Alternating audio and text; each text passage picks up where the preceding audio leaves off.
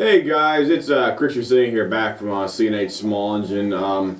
This gun deals solely with, this video deals solely with firearms because I'm no longer doing the videos for the small engine repair videos as I stated before. This is another review video and I'll show you what I got here. I personally recommend if you do have guns and you put them in storage, get one of these rifle socks like I got right here. This is a Beretta. I love these types of rifle socks out there. They have some kind of anti, what that's called in there. It's some kind of anti-rust or something embedded into the fabric on it, so you can basically store it against your wall or something like that in your house or your room or whatever out there for it. You have a safe. You can basically put it in any of those areas out there for that, and it'll be perfectly fine. No problem storing it.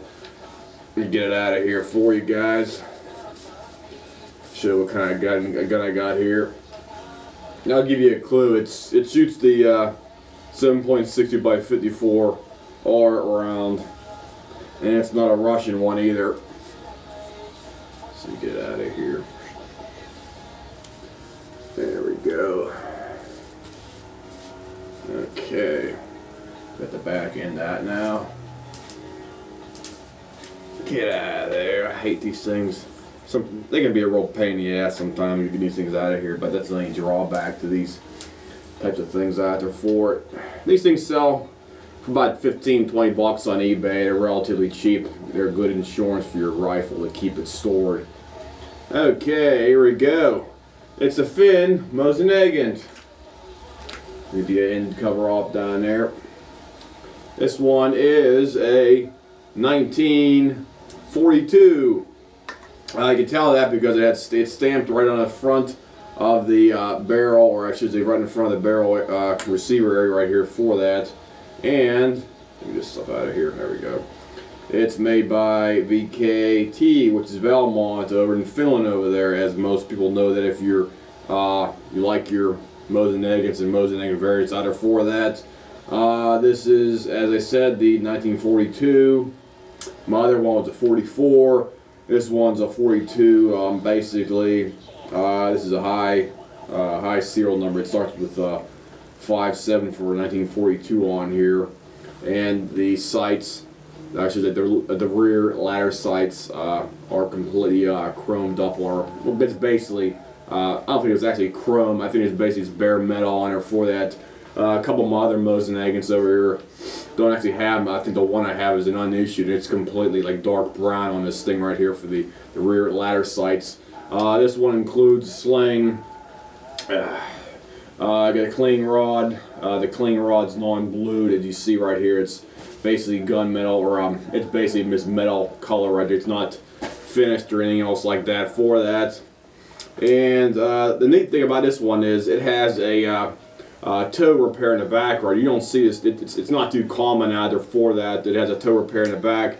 You can see right along the edge right here where the rear area is where you attach your sling if you want to put it on the side right there for that. And the toe repair goes down through the other side. Let me flip it around here for you. So it goes right on the other side like that. You can see it right in the wood right here, and that's kind of a unique things. Out of all the Mosin Nagants I currently have, this is the only one that actually has that type of toe splice repair, what the hell you want to call it on there for that. And let me see what else I gotta say here. It has all magic numbers. It even has a nice Seiko, Seiko. I think it's pronounced Seiko. I think the rear caulking piece on it is Seiko marked on it for it. It has the stock it has on here. One is the let me see, what's it called? It's the war. I believe it's a wartime stock, because I'll tell you detailed. They have three types of stocks on these things. This one has the wartime stock because if you look at the grains where they make the stock right here, it looks like big U's where they spliced the wood together for it on here, and because of that, that's why they call it a wartime stock. And the transitional stock right here, it would be like a little small, like almost like really tight V's right along here. And the post-war stock, as most people know, is basically it looks like a bunch of like a gear cog. It's nice and flat, goes up down up down. It almost looks like turrets on a castle or something like that. This one also has what they refer to as the popsicle sticks on the wood, because they reinforce them. You can see them right here. It has popsicle. It looks like a basically popsicle stick, and basically these popsicle sticks are both sides of the stock for reinforcement purposes as well. So basically, that's how you can differentiate between the post-war transitional and the wartime stocks. They have these. Sometimes they do have a popsicle, sometimes they don't. So they might not always have them on there for that. So this one, let me see what I was going to say here. They're all made out of Arctic birch material, I believe. And this one has a little plug. Oh, I got two plugs. I got one plug down by the handle down here, right here. Got one plug right over here. I think that's the only thing it has. Two plugs. Yeah, two plugs in a stock. I got a nice leather sling on here. I really like these leather slings they put on these things, because I got a buddy on the line. He has a hell of a lot of these guns out there and stuff like that. This one also has, if you can believe it, the person's actual name in the back. I got it because of that one specific reason. Because sometimes you can buy these with the arsenal tag hanging in the front up here or on the back somewhere else, and some of them do have like somebody's name. I don't know how to pronounce this guy's name because I'm not Finnish.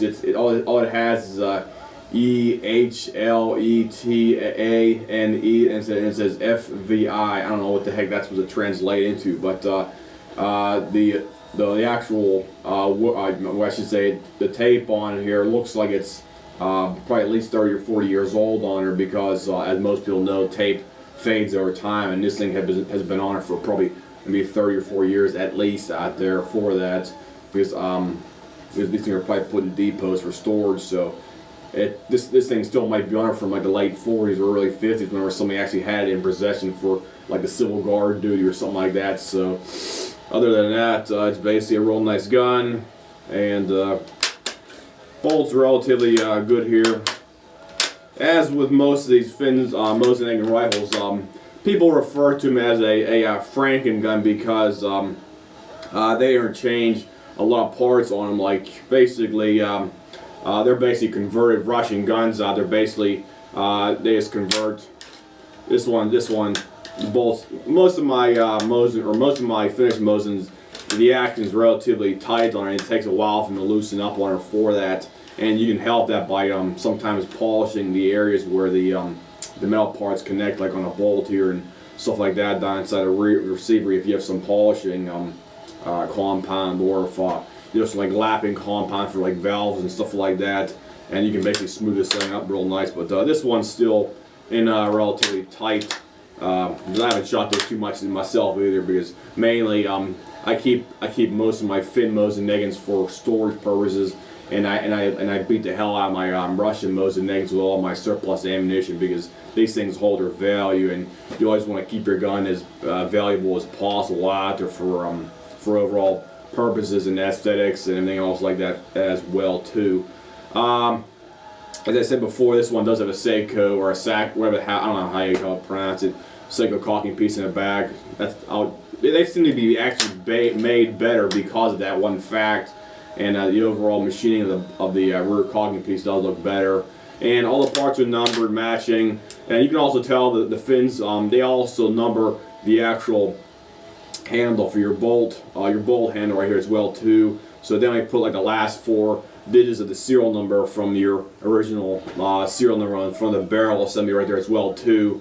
So they always renumber that, but they also blank off the bolt handle right here. You basically see there's no numbers at all on there at all. There's nothing on there. So basically they blank that off right there, and they also usually blank off your butt pad. This butt pad doesn't have anything off. It looks like somebody took a wire brush grinder, some type of grinding instrument, and basically flattened it off right here. So there's no numbers for that. The floor plate, it does have numbers on the bottom here. It's like 583. I'll leave the last one off, but it's not matching numbers at all on there for that. And let me see what else I'm going to talk about it here for you guys. Let me see here. Other than that, it's in relatively good shape. I think I got this for about 300 some bucks, I think, a few years back. They've been in my safe, so I basically just keep all my guns in the back of my safe that I currently don't usually shoot out there like this one, because These are probably my prized Mosin Nagants, because I like my Russian ones, I like my Finnish ones too, everything else. But I basically just like use these for like testing purposes and stuff like that for ammunition.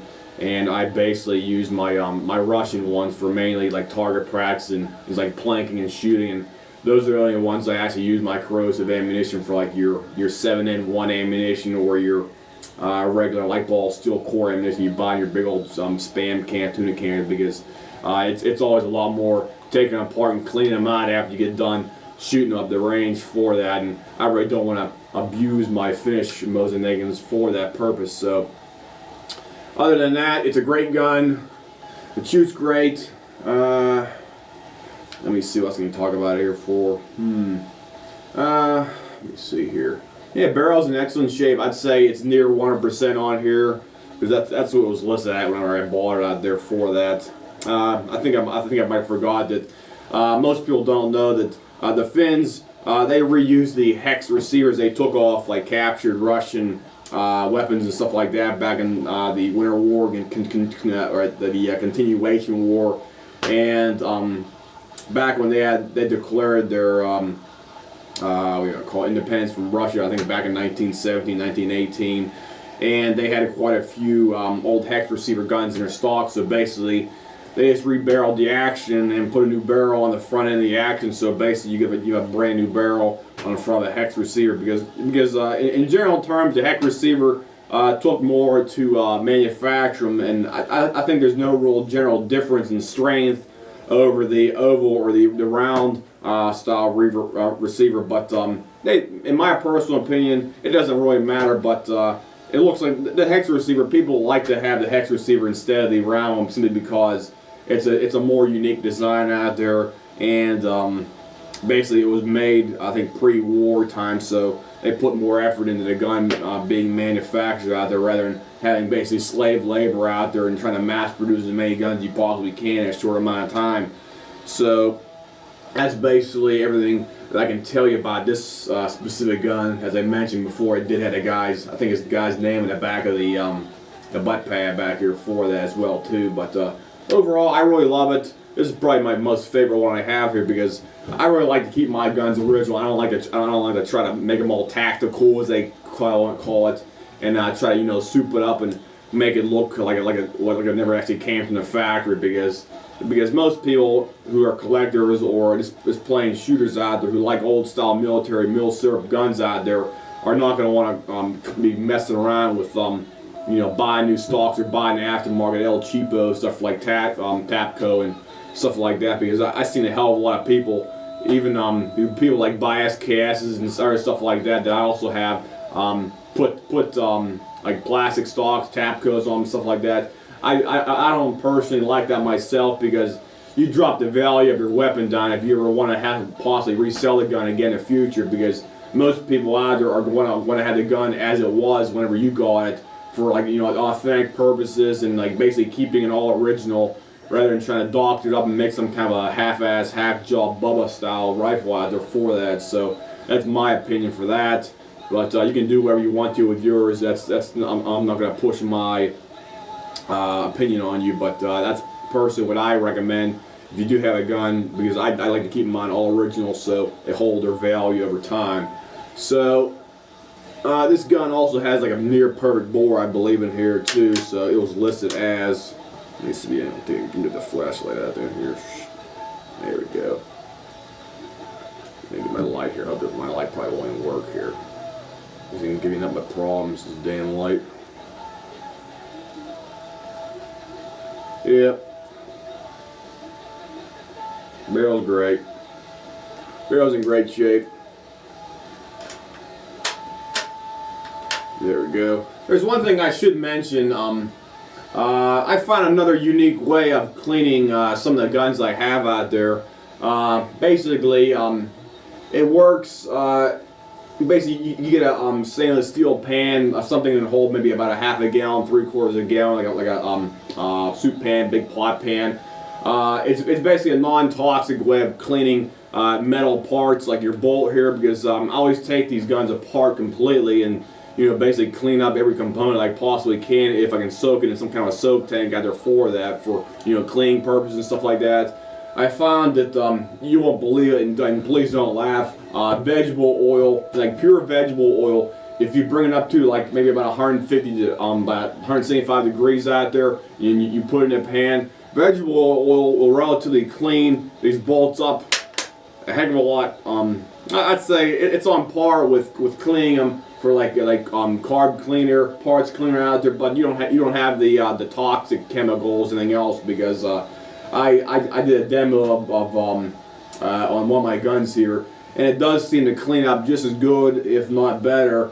And it smells like French fries basically. And I personally recommend it on all metal parts. The only thing is, you do not want to put any plastic parts in vegetable oil when it's hot out there, because it'll basically melt it, and you don't want to do that at all for plastic parts. You'll basically dissolve the plastic almost immediately when it's in a really hot pan of vegetable oil. But it'll work great on bolts and stuff like this right here, and it basically takes all the stuff rough. It basically strips all the crap off the metal and anything else, because I believe when the Finns put these guns back in the arsenals for like long-term storage, they actually used a some kind of vegetable oil-based product to preserve them. I think that's what I was talking to a couple people online. They claimed that they actually did that at the arsenal. So you're basically doing the same thing with the original people that did it with whenever they re-arsenal a gun and stuff like that out there. And if it works for them, I'd say it works for me too. So that's an alternative you can use for cleaning your gun up. Just go down the road, get some pure vegetable oil. They sell like a gallon container, and get a deep pan that maybe about 3-4 inches deep. Fill it up, put it on a stove, and throw the parts in there when it comes to a hot. You don't want to boil it. You just want to get it nice and hot in there, and you put it in there, and then leave it there for about a half an hour. And I say all your parts will be completely clean. It'll be just like your parts cleaner out there, except you don't have the toxic factor and all that real bad smell and stink out there to go to your brain and ruin your brain cells before that. So that's another alternative you can use to clean up your gun after you get done taking it apart and doing a complete strip of it and stuff like that for general cleaning purposes out there for that. The next thing I got over here, I don't know if I mentioned it before, but I really like it because it also cleans guns up quite well too. I'm gonna get a damn rag here. I got crap all over this damn container here. It is. I think I might have mentioned before because I personally recommend using this stuff for like cleaning up your barrel and the chamber, and stuff like that. Because I got a couple of my Mosin Nagant sitting in the corner over here that I took out of storage, and I basically soaked the barrel and the chamber down there for probably about I'd say a good week. Just put it down inside there, plug the barrel end up, and when you get done, just get your regular 30 cal hoppies. I love these things. Get your bronze 30 cal bronze brush from Hobbies right here.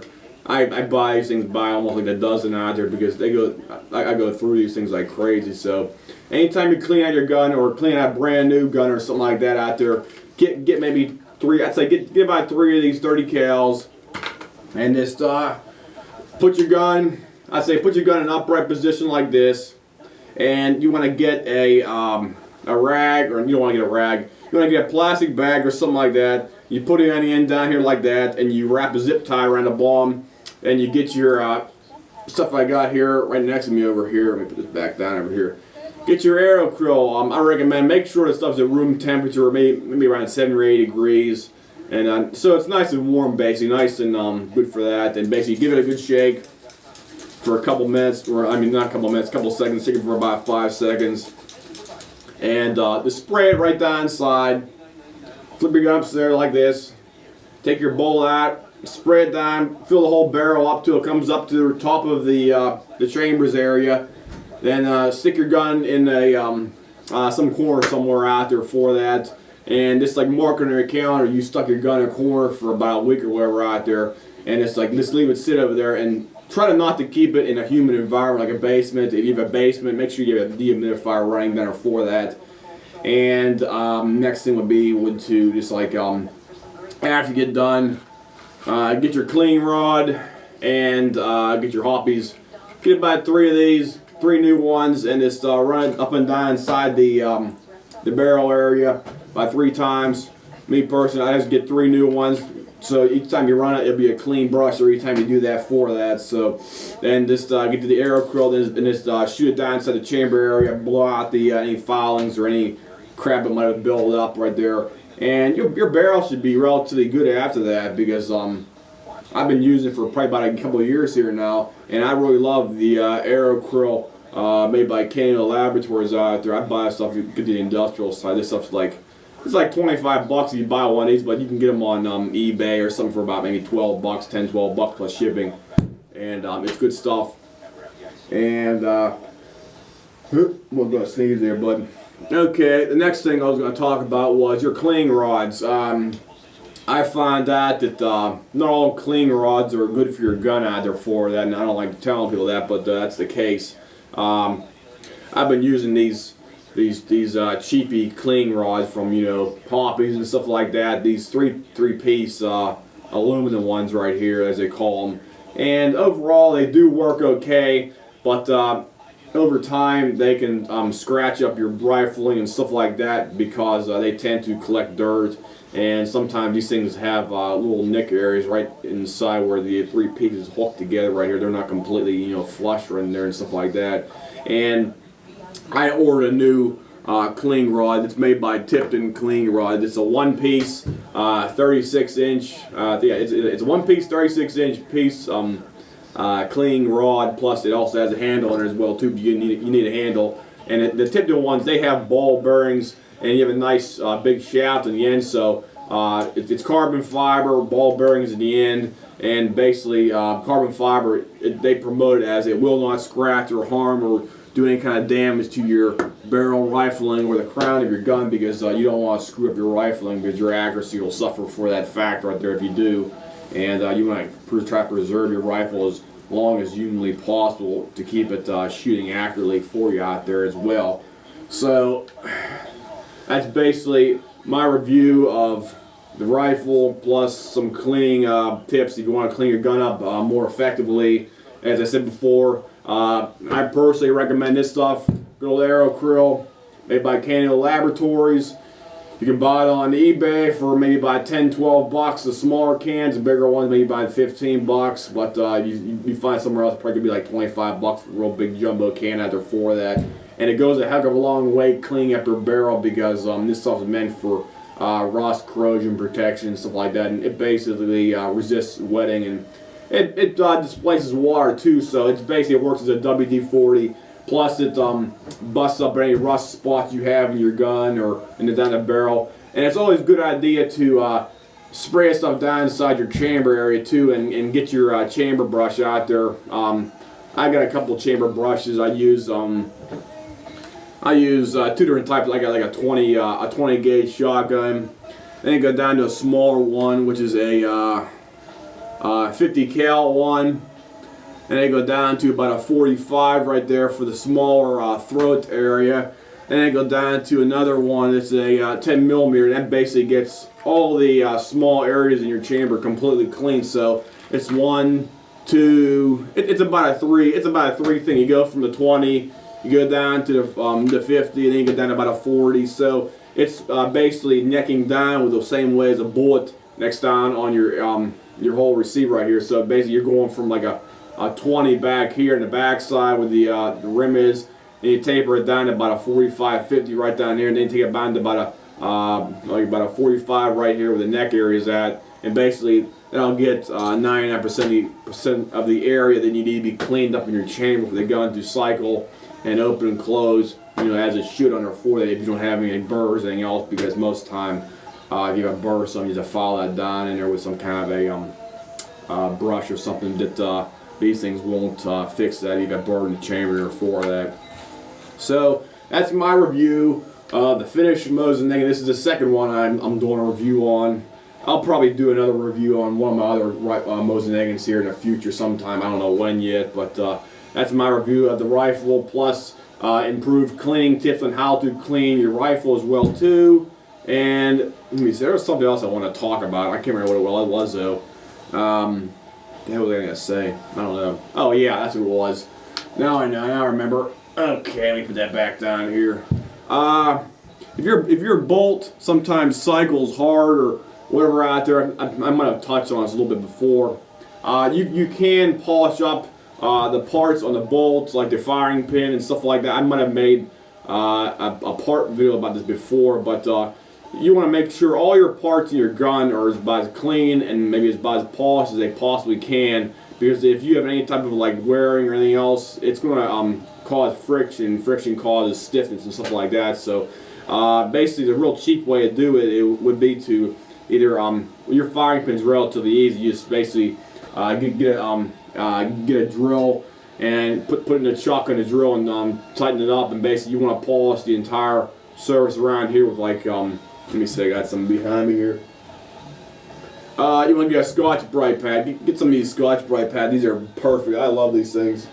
And just get Scotch-Brite pads, and you just go up and down on the whole shaft area here where the spring actually rides inside. Then polish the other part right here. Just go up here on the tapered part till it tapers down to the end of the firing pin. Just polish this entire piece up here all along here as best you can, and put it back into your bolt part. And the next part would be to polish your rear caulking piece if you can.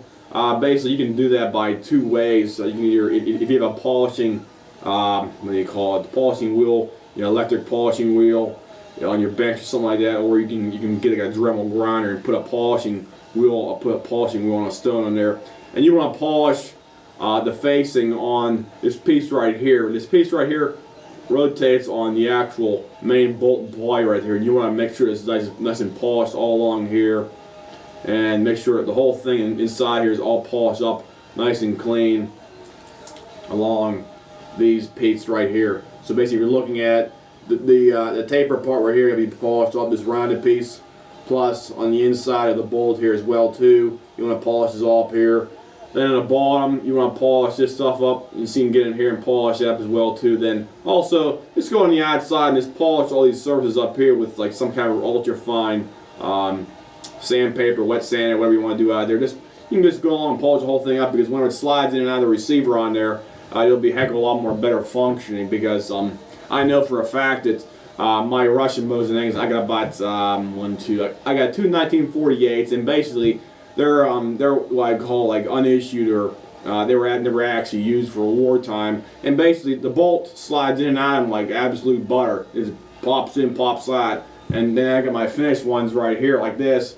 And because they have mixed parts in them and stuff like that, they tend to be a little bit more stiff inside there because of that fact. Because they weren't actually made at the factory for all the parts to be completely in unison, as I say, for them to like function nice and smooth and stuff like that. So if you can clean those parts up and stuff like that, the other part would have to be cleaned up. It had to be the bolt handle like this right here. This is one of my Russian bolt handles I got for I'm cleaning up over there and stuff like that. But you also want to polish.